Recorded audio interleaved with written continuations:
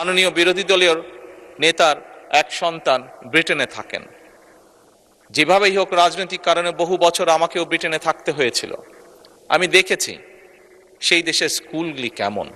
যখন স্কুলগুলো দেখতাম, সেই দেশের স্কুলের বাচ্চাদেরকে দেখতাম, এই বাংলাদেশের একজন নাগরিক হিসাবে রাজনীতির সাথে জড়িত আছি বলেই খুব স্বাভাবিকভাবেই মনে হতো, আহা, আমার দেশের স্কুলগুলো কেন এমন হতে পারে না।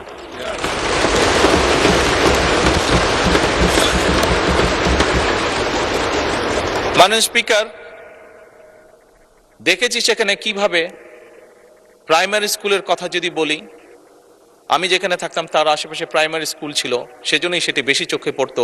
সকালে এবং বিকালে যদি কোথাও বের হতাম, দেখতাম যে বাচ্চারা যাচ্ছে, দেখতাম বাচ্চারা কি সুন্দর কাপড় চোপড় পরে যাচ্ছে, পায়ে জুতো, মোজা, সুন্দর শার্ট প্যান্ট, যার যেটি স্কুল ড্রেস সেটি পরে যাচ্ছে।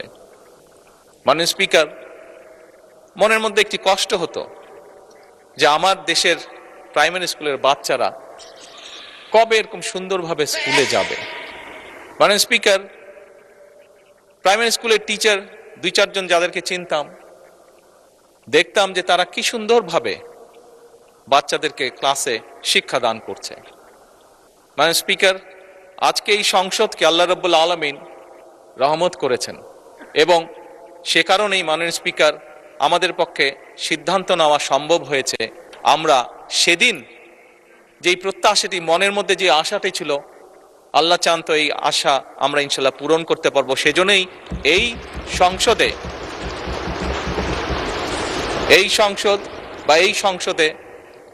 মাধ্যমে যে সরকার গঠিত হয়েছে, মাননীয় স্পিকার, এই সরকার সিদ্ধান্ত গ্রহণ করেছে এবং কাজও শুরু করেছে।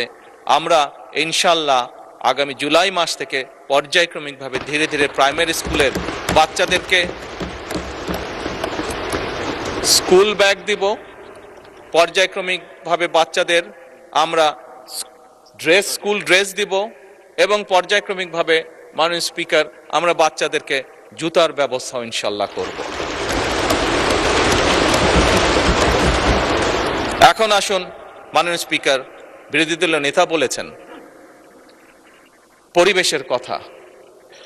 কিসের পরিবেশ? শিক্ষাঙ্গনের পরিবেশ। উনি ওনার কিছু কনসার্ন এক্সপ্রেস করেছেন। মাননীয় স্পিকার, আমিও এই দেশের শিক্ষা প্রতিষ্ঠানে পড়েছি। 90-এর স্বৈরাচার বিরোধী আন্দোলনের সময় আমি বেশ অনেকবার সেই সময় রাজনৈতিক ডামাডোলে শিক্ষাঙ্গনের মধ্যে পড়েছিলাম। 2-1 বার বেশ সিরিয়াস অবস্থার মধ্যে পড়ে গিয়েছিলাম। মাননীয় স্পিকার, স্বাভাবিকভাবেই আমি চাই আমার দেশের সন্তানেরা একটি সুন্দর পরিবেশে লেখাপড়া করুক। মাননীয় স্পিকার,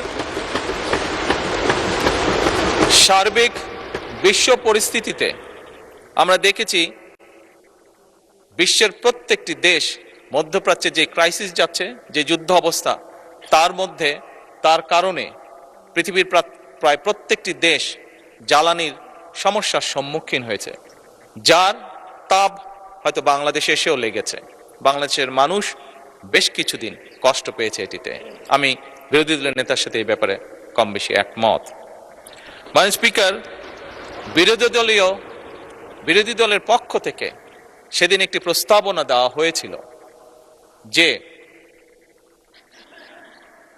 এই সমস্যাটি যদি আমরা উভয় একসাথে বসি, আলোচনা করি, তাহলে হয়তো মিটমাট করা বা একটা সুরাহা বের করা সম্ভব হবে।